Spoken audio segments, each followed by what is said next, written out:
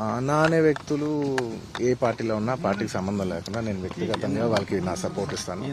It could be my uncle Pawan Kalyan garu. My love and support is always there for him. And లేదంటే నా friend నంద్యాలలో రవి గారు అవ్వచ్చు, లేదంటే రేపు మా మావయ్య గారు చంద్రశేఖర్ రెడ్డి గారు కావచ్చు, లేదంటే రేపు మా బన్నివాస్ కావచ్చు, ఎవరైనా కావచ్చు.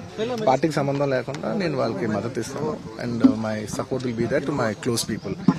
అండ్ మీరు పర్టికులర్ అడిగిన దానికి నంద్యాల దాని గురించి చెప్పాలంటే, రవిసింగారెడ్డి గారు నాకు ఎన్నో ఏళ్ళుగా, గత 15 ఏళ్ళుగా మంచి ఫ్రెండ్. అండ్ ఎప్పటి నుంచో నేను ఒక మాట ఉన్నాను, బ్రదర్ మీరు ఎప్పుడైనా పాలిటిక్స్లోకి వస్తే మీకు ఖచ్చితంగా నేను మీ ఊరు వచ్చి మీకు సపోర్ట్ చేస్తాను ఎప్పుడు అనేవాడిని. నేను మాట ఇచ్చాను.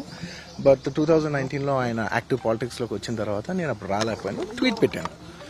ఈ 2024కి వచ్చేసరికి అప్పటి నుంచి నా మనసులో ఉంది, అరే ఇలా మాట ఇచ్చాం కదా, ఖచ్చితంగా వచ్చి ఒకసారి నాకు కనపడాలని నా మనసులో ఉంది. అండ్ ఈసారి ఎలక్షన్లో ఆయన నిల్చుంటున్నాను తెలిసింది అంటే నేనే ఫోన్ చేసి, బ్రదర్ చెప్పాను కదా ఇలాగా వస్తానని, నేను వద్దాం అనుకుంటున్నానని చెప్పాను. వచ్చాను. నేను మా వైఫ్ పర్సనల్గా వచ్చి ఆయన ఊరు విజిట్ చేసి ఆయన ఇంటికి వెళ్ళి ఆయన్ని ఒక గుడ్ విల్ జెస్చర్ కింద ఆయన కలిసి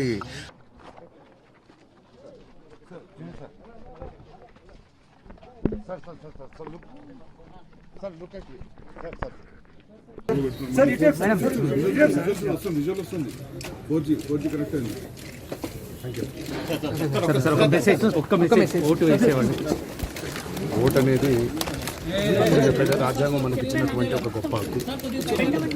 దేశ పౌరులుగా ఆ హక్కుని మనం వినియోగించుకుంటే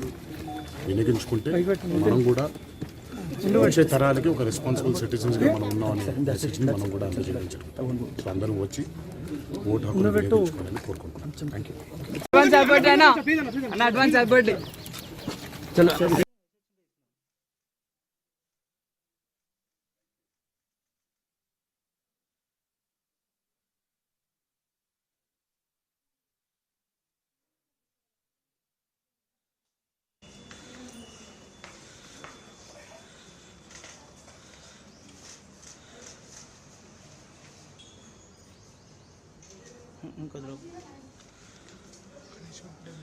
ఇంకొద్ది లోపలికి వచ్చి